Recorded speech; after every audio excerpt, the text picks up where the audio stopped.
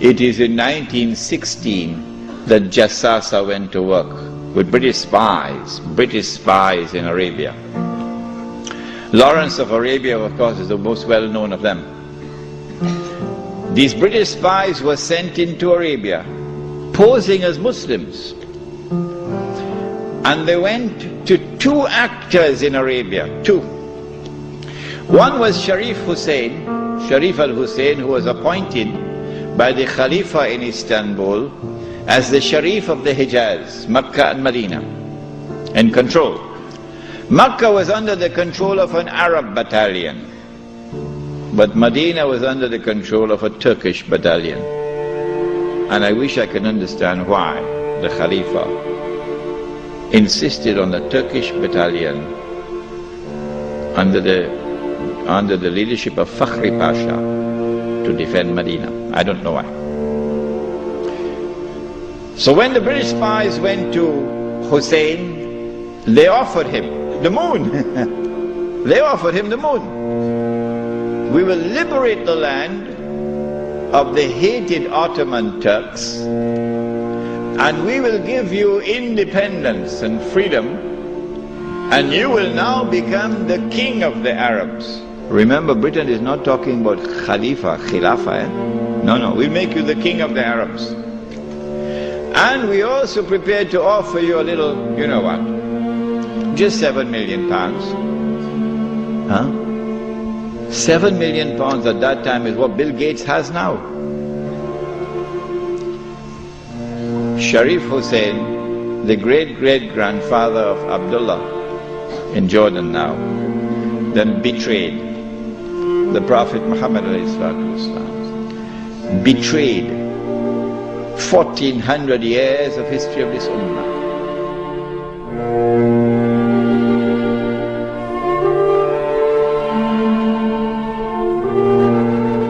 Sharif Hussein now accepts 7 million sterling pounds and enters into a military alliance with Britain and declares himself independent of the Ottoman Khalifa.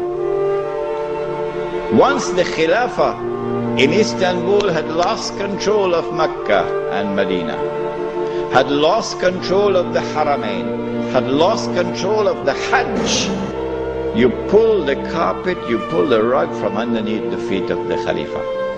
His Khilafah is now losing legitimacy.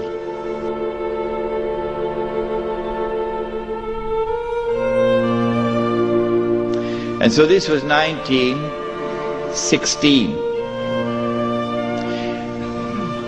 The British spies then went to the second actor in the Arabian Peninsula. I mean, Britain has a PhD in deception.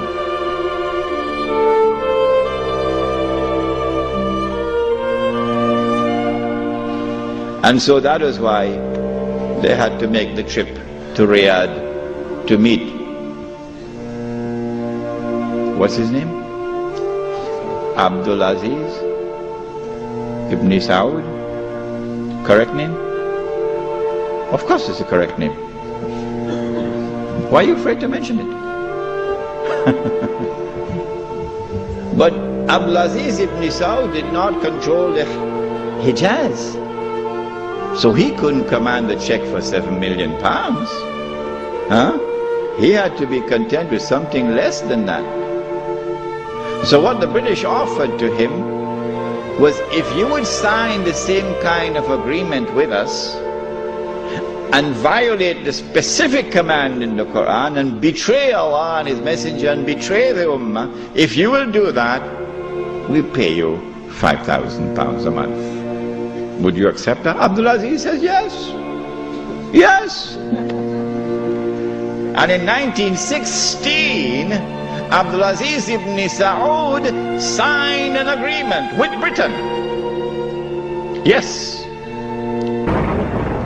Which made of him a military ally of Britain, subservient to Britain.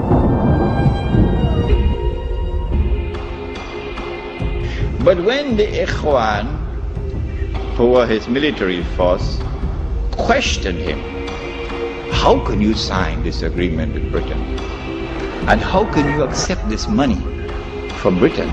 £5,000 a month. Abdulaziz ibn Saud says, this is jizya.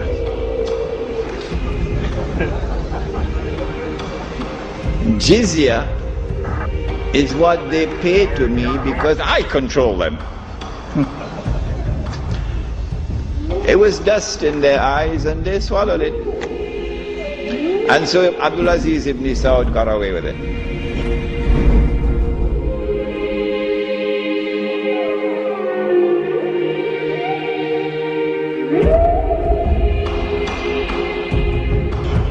Massive betrayal, and a very dangerous plan is now in place. As soon as the Khilafah is destroyed, that Abdulaziz ibn Saud will be given what is known as the green light, something that Saddam Hussein knows about, the green light. And then he will attack and take control of the Haramain. And when once he does that, he won't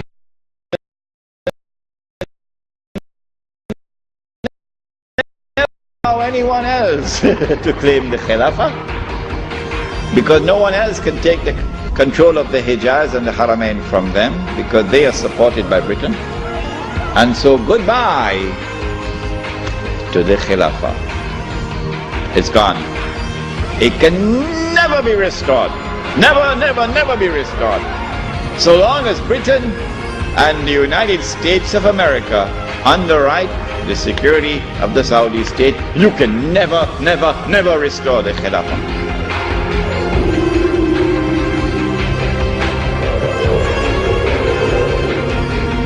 Janjinya kepada Syarif Husin untuk mengangkatnya sebagai penguasa seluruh Arab hanyalah janji kosong.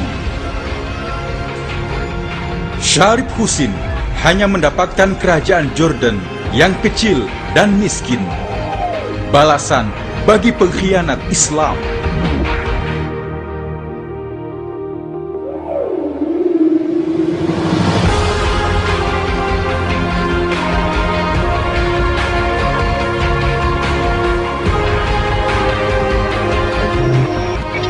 If you plan a conspiracy and you stay behind so that your fingerprints are not on the crime, in other words, you plan a September the 11th.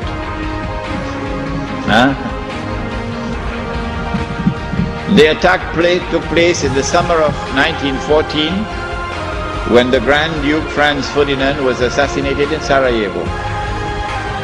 In the summer of 1914 there were 6 major powers in Europe.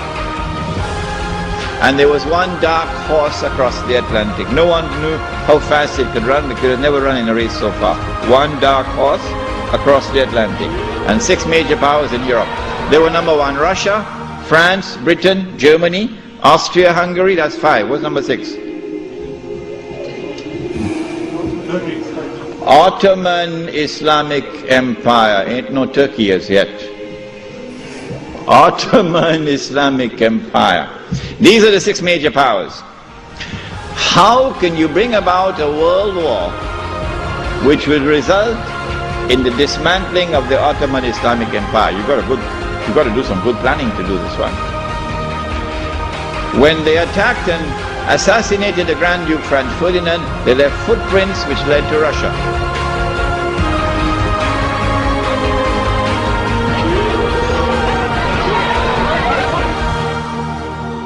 For the purpose of influencing the direction of the war, to get the prize that the Jews want. What is that prize? To destroy the Ottoman Islamic Empire, dismantle it, and to cut off the head of Islam, namely destroy the Khilafah. That's the prize they're after. The next prize is to liberate the Holy Land and to get the Holy Land for themselves. This is the prize they're after.